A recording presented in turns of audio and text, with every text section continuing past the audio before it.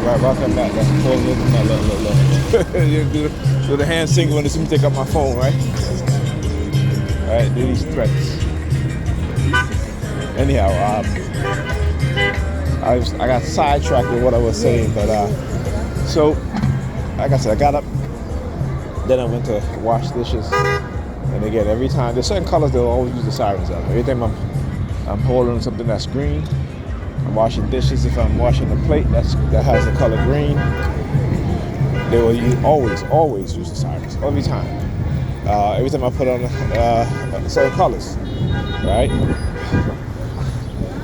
They will use the sirens. And again, these are the colors that they always use in my targeting, right?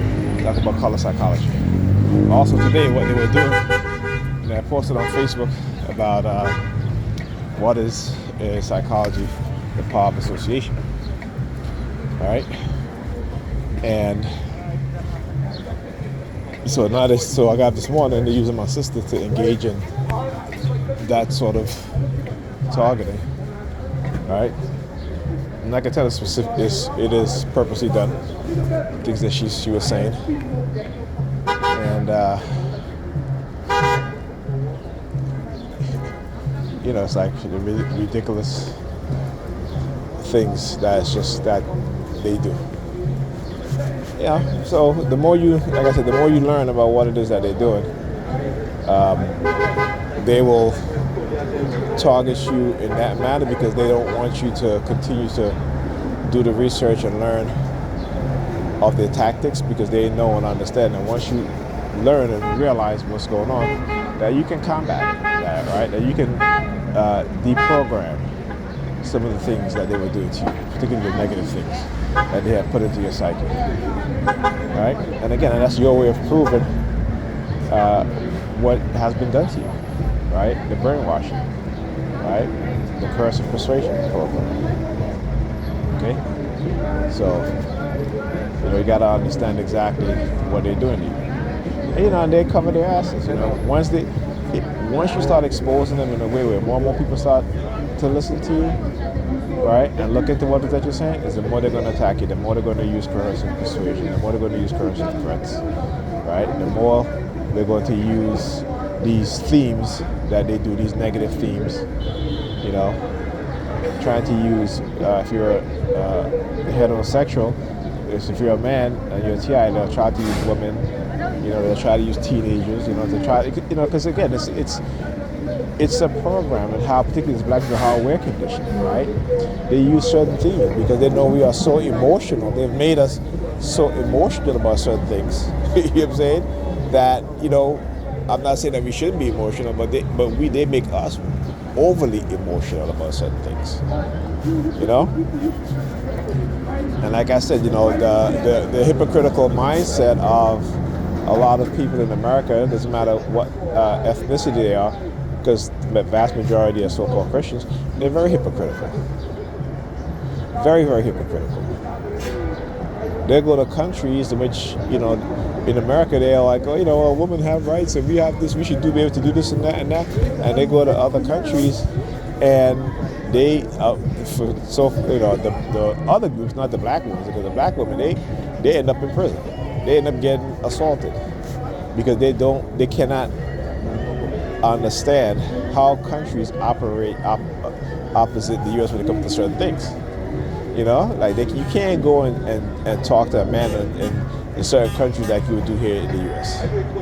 And a lot of them don't even realize that. So some of them, they'll go to certain countries in Asia and end up being in prison for having an argument with a man, or having an attitude with a man. Because they don't do their diligent in doing research. They don't do diligent research. If you're going to any, particularly if you're black, it doesn't matter if you're a black man or a black woman. You both should be doing research on these countries that you go to visit. I